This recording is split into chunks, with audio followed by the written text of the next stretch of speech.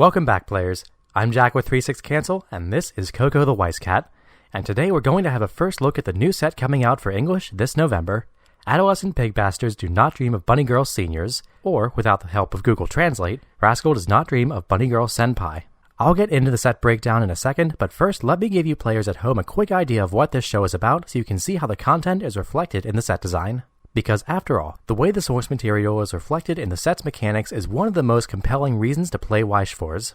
So Rascal Does Not Dream of Bunny Girl Senpai is a one-season show that falls into the category of paranormal high school romance, and if that isn't an official genre, it should be. The main character is Sakura Azusegawa, and the show follows his exploits and adventures to gain the love of his crush, Sakurajima Mai. The story also follows the development of people around Sakura, like his shut-in sister Kaide, a student scientist called Ryo Futaba, his crush's little sister, Nodoka Toyohama, his co-worker in fake romance, Tomoe Koga, and a mysterious girl who appears on the beach, Shoko Makinohara. And of course, the adventures of these characters are complicated by what the show calls adolescence syndrome, which is a catch-all label for the supernatural things that happen during the course of the show. Nothing crazy like ghosts or aliens attacking or demon slaying and magic, but instead more low-key and personal stuff, like getting caught in a Haruhi time loop, the classic body swap, and quantum cloning. You know, stuff that can be resolved by the main character making their respective character causing said events confront their feelings with a stern talking to. Anyway, the show is a fun watch. It's subtle and not overbearing in the way it presents these paranormal goings-on, and the characters are fun and pretty believable.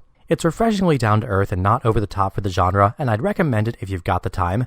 I was actually going to completely overlook this set and move on before I gave the show a chance, but on the recommendation of another Weiss player, I gave it a watch, and now I'm way more into the set. So with that out of the way, let's break it down. We have 6 major characters and a few minor ones in Bunny Girl Senpai, which are Mai, Kaide, Nodoka, Ryo, Koga, and Shoko. Normally, characters in a Weiss set are designed so that each character occupies their own color, but in Bunny Girl Senpai, each of the major characters actually occupies 2 colors, with some really obvious design choice pairings. Each major character has their own level 1 combo, with Shoko having a level 2 combo on an early play, with Nodoka and Mai also sharing one in yellow for reasons. But each major character does get their own finisher with a unique climax combo. Appearing in red and yellow, we have the half-sisters Sakurajima Mai and Nodoka Toyohama, as well as Kaide Azusegawa. And in blue and green, we have Ryo Futaba, Tomoe Koga, and Shoko Makinohara. Most of the minor characters also appear in blue and green, like Basketball Boy and his girlfriend. Sakura has 5 cards in the main set, with 4 in different colors and 1 extra in green. Now, let's talk a little bit about the set style of play. So 2 things I'll say about Bunny Girl Senpai is that it's diverse and it's techie. Now those are great buzzwords, but what do I mean by that? Well, for diverse, the set's large, has 4 colors, and has a lot of deck building choices. You have 4 different level 1 climax combos to choose from that all do different things, and 5 distinct finishers which all have game closing power, each one being totally unique from the others. The set has a universal trait of adolescence, which means that your brainstormers, searchers, and combos can be built into any deck and aren't locked by character name, so you have a ton of flexibility in how you want to build your deck. Now for techie, the set also has a ton of search, top-checking, changing, and 2 character combos. There are multiple characters that hop in and out of memory, bounce characters on both sides of the stage, and even an event that can let you take an extra turn. Don't get too excited, it's really bad. But in short, there will be cards moving across different zones, early plays, and a lot of choices you can make each turn if you decide to play this set. So now that we know a little bit about what the set is like and its source material, let's go over what the set can do at each level. And as would make sense, we'll start at the bottom and work our way to the top. And that puts us at level 0. So at level 0, there is a lot of technology. Primarily, for deck-agnostic tech, you have a yellow Nodoka 2k mill runner that gets 1k on your turn, a red 2k Nodoka that can bounce back to your hand on your opponent's turn, a Kaide that on reverse becomes a pay 1 clock salvage for a level 1 or lower, and climax mills for power, several different brainstormers, including 1 tap self-searcher, 1 clock swap brainstormer, and 1 spammable salvage 1 drop 1, and a bunch of different level 0s that have big power with very manageable downsides. There are also some more deck-specific techie cards, like this Bunny Girl Mai. When she's reversed, you can top check 3 and pitch 1, and when she comes in, you can send the level 3 red Mai from your waiting room to your memory. But don't worry, she'll come back. There's even a Ryo Futaba that you can pay 1 and send any level 0 in your opponent's center stage to the waiting room that's also a global 5. Overall, the level 0 in this set is pretty good and flexible. One downside is, though, that many of the tech cards need to be reversed in battle to work, so you can't play over them to get the effects, and they're vulnerable to level 0 clock and stock bombs. Now, there are definitely more cards I can mention before we move on, but move on we must. Otherwise, I'll be going over every card in this set. But that should give you a general idea of what the level 0 looks like. Level 1 is where we see a lot of divergence in possible deck construction. Like I said, each color has its own unique climax combo per character, minus yellow, which like we said before kind of doubles up. And on that note, it's a good one to start with. This is our level 1 combo for yellow, a 4K base with no additional boosts that, with a wind climax, top checks up to 4 on attack. Now it has another ability that makes it a bit more interesting. If it's front attack, you can pay 1 and send it to the waiting room to play a 2/1 10k red Notica from your hand in its place as the defending character, and that 2/1 has another ability that at the beginning of your encore phase, you must return it to your hand if it's in your center stage, but you can choose a level 0 character from your hand to put in its place, rested. That is if you want to, of course. See, this is what I mean by techie. There are a lot of moving parts in this combo, but it's pretty cool. There aren't many change combos that happen to be a primary level 1 advantage engine, so this is pretty unique. It's an exciting new combo for sure. So let's move to blue. Koga is our level 1 engine in this color, and she does some pretty techie stuff. She's a base 4/5 that gets plus X times 500 on attack, where X is your other adolescence characters, giving her the same base numbers as My Fate to Bear Aaron. And she actually does something pretty similar. When she reverses her opponent with a book climax, she gets the following ability until the end of your opponent's next turn. When this card is frontal attacked, you may choose one of your other characters and this card and return them to your hand. So it's a double bounce, mimicking the Arrogant combo, but also bouncing another character. This has a lot of potential beyond just being able to replay the combo for free, including saving reversed characters, controlling your opponent's attack order and your own stage during their turn, and getting more mileage out of come-into-play abilities. There's a lot of potential for this to create powerful plays, even if the infrastructure around it isn't the same as Titan. Either way, it's pretty sweet, and even if it's not a 1-to-1 copy of Aaron, it's pretty clear what Bushi is trying to go for here. Anyway, 2 down, so let's look at the other 2. And to be honest, they're not as exciting.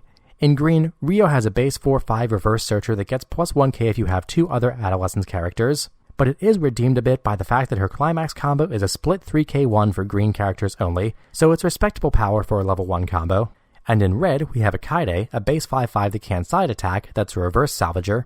Her climax is a standby, so, if you get 1 or 2 salvages off, great, but don't really count on her getting too big.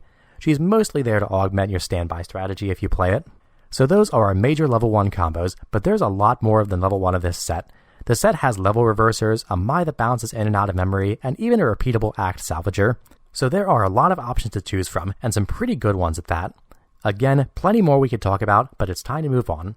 Level 2 in Bunny Girl, like most sets, makes up a much smaller portion of the overall card pool and presence in decks, but that doesn't mean the options aren't good. In fact, the set has a ton of anti-early play level 2s, level 2 reversers, and some other combo pieces. There's a level 2 Sakata that brings out a 2/1 Kaide for basically free on play, and we already saw the 2k1 bouncing 10k Notica, and a 2/1 Shoko with an early play and a climax combo to give you a ton of free stock. There's also a level 2 Sakata in red that when you're level 2 lets you pay 2, rest 2, and bring out the level 3 red Mai from memory. He also happens to be a level assister and further assists your level 3 Mais for an additional 1k. It's worth mentioning that there's also a 3/1 event that plays the Mai from memory and gives it plus 5k until end of turn. Are you starting to see a theme here? Either way, pretty interesting. If you're building into the red Mai finisher, which by the way isn't bad at all, as we'll come to see, this is a pretty powerful back row.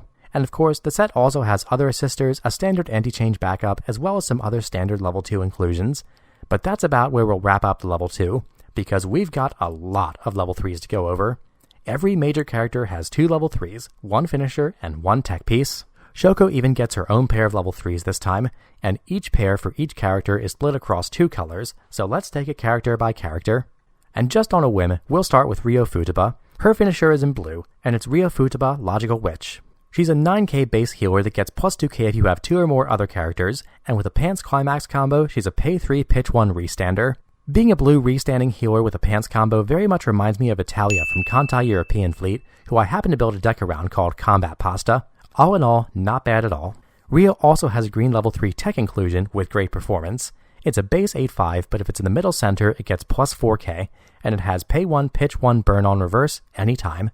Paired with a backup and a back row, this is a pretty foreboding defense. Having a pay 1, pitch 1, burn 1 on a character with great performance is downright cruel. The only thing is she's only a 12/5 on her own, so you might be able to get over her, but remember, the back row is a thing, as are backups, which this set has good choices for.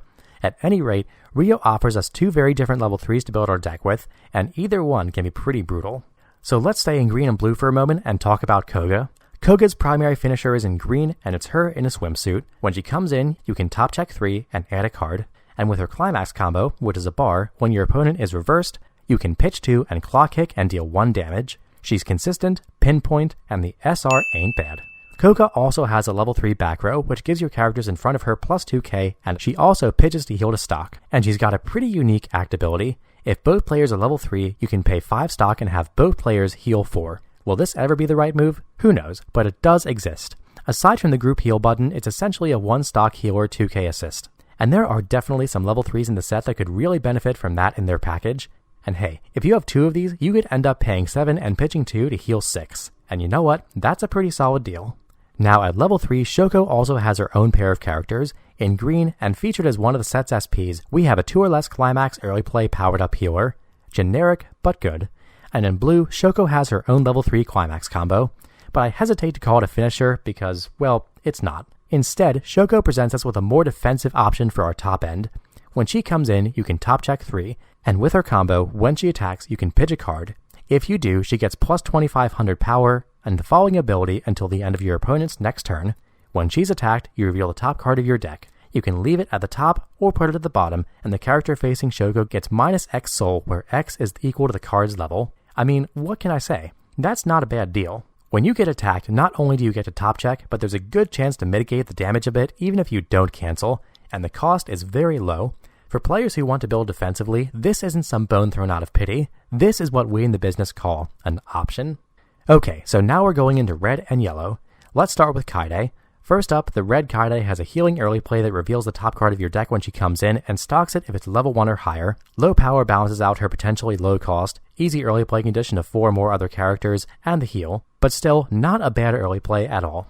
And her finisher in yellow is Kaide Asasugawa, sister with a brother complex. When she comes in, you can draw 2 and pitch 1, and with her climax combo, the Kaide quest, at the end of her attack, if you have experience 6 or more, you can pay 2 and pitch a card to change her into a 2/2 Kaide with 2 soul for another attack. It's worth mentioning that if you're building for Kaide, there are other cards specifically for her that need high experience. The downside to this obviously is running a 2/2, but it's a reasonably priced extra attack. It's not bad, but there's not much else to say about it. But there's plenty to say about the 2 sisters. Let's save the main romantic interest for last and just start with Notica. Her first level 3 comes in, heals, and changes into the other level 3 Notica from your waiting room. It's 2 stock for a heal and 1 extra step, so it's kind of whatever. But she changes into the red Notica finisher, which is a lot more bang for your buck. When she comes in through Changer normally, you draw 1, pitch 1, and bounce one of your opponent's characters. Then she has a climax combo with a gate that lets you pay 1 and pitch 1 to look at the top 4 cards of your opponent's deck, choose up to 4 of them, put them in their waiting room, and then shuffle your opponent's deck. So it's basically designed to root out climaxes and slam some damage. She also bounces any character on your opponent's side, which has the potential to really screw up their stage. We're seeing a lot more of these style finishers move away from the straight damage and instead attack compression directly hit the English scene, and so far, they've been really good. It's no surprise that when you look at a lot of Bunny Girl lists from Japanese, that this is the primary finisher they decide to go with. Personally, it's not my style, but neither is winning games apparently, so take that as you will. Let's instead talk about my favorite finisher from the set, Sakurajima Mai, Irreplaceable Existence. Well, actually, let's first visit Mai's other level 3 in yellow. It's a cancel burn on play that gets plus 1 soul and plus 1k on attack if you have 4 or more other characters. Yeah, cool. This is Sakurajima Mai, Irreplaceable Existence. She's the level 3 that gets put into memory by other effects of the set and gets pulled out by the level 2 Sakata and the level 3 event we mentioned earlier. So there are some cool ways to put her on the stage. And by the way, you get her effects no matter how you play her, and they're not bad. When she comes into play from hand or memory, you mill 2 cards and burn X, where X is the number of cards milled this way that are level 2 or higher. So it's unlikely that you'll hit 2 damage, but with the Sakata and other choice level 2s, and of course the myriad of other level 3s to choose from, you'll probably burn for at least 1 if you set things up. And hey, it's free. And you know what else is free? Her climax combo. It's a gate, and on attack, it's just burn 1 for free. Also, when she's front attack, she runs right back to the memory. She can get cheated out again and burn your opponent again next turn while dodging any combo she might fall victim to. Oh, and did I mention she's a 3/2 with 3 soul? The only one in English? There's a lot of cool stuff going on here.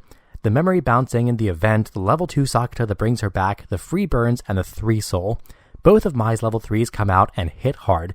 I mean, I won't lie, I just think this card is cool. If you're looking for some free damage, undercosted soul, and awesome technical abilities, look no further. Okay, so we've gone over the major themes and cards of Bunny Girl Senpai, except for the trial deck. So before I give my thoughts on the set as a whole, there's just some cards to go over quick. The trial deck is green and red, and it has its own finishers, level 0 tech, and level 1 combo. At level 0, the deck has a tap self, draw Rio Brainstormer, and yet another level 0 top checker in the form of this bunny girl. However, you pay the 1 and clock yourself to top check 3 when she goes to the waiting room, so unlike most other level 0s in the set, she never has to do battle.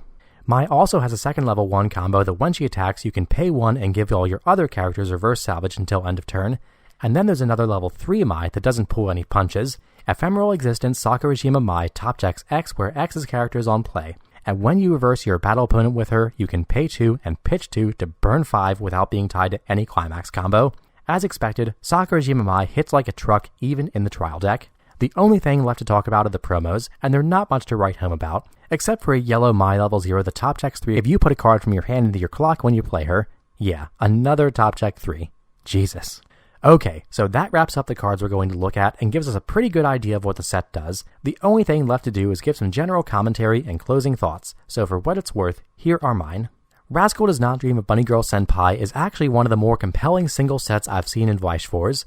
For only having one set and a trial deck, it probably has the largest and most flexible toolkit I've seen in a while for making any deck you want. It has some of the most techy and diverse level 0 lineups I've seen, and almost every one of the 5 level 1 combos the set offers are viable. Each finisher is pretty good value, and the level 3 early plays and tech bring very unique and powerful options to any deck you would decide to put them in, and the supporting infrastructure around these more centric cards is not bad at all. Because of the set's myriad of good finishers and tech, standby builds that also take advantage of the set's multiple early plays have the potential to be very powerful, and I can definitely see a blue and green deck with stock generations from the level 2 Shoko, healing from the level 3 Koga, and the defense from the level 3 Shoko combo being very hard to finish off. But any deck you make has a lot of potential to be consistent, get big, and hit hard. I almost overlooked this set, players, and I can comfortably say that would have been a huge mistake on my part. I would definitely have regretted not giving this one some well-deserved attention, and you should too.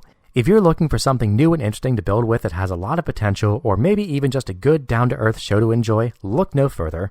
I'm really looking forward to experimenting with this set in a few days, even if my wallet isn't. But hey, if we don't buy the $500 special signs, we'll be fine, right? Right? Well, more content to make and more decks to play, so without a doubt, you'll be seeing more from us soon. And as always, thanks for watching. Peace.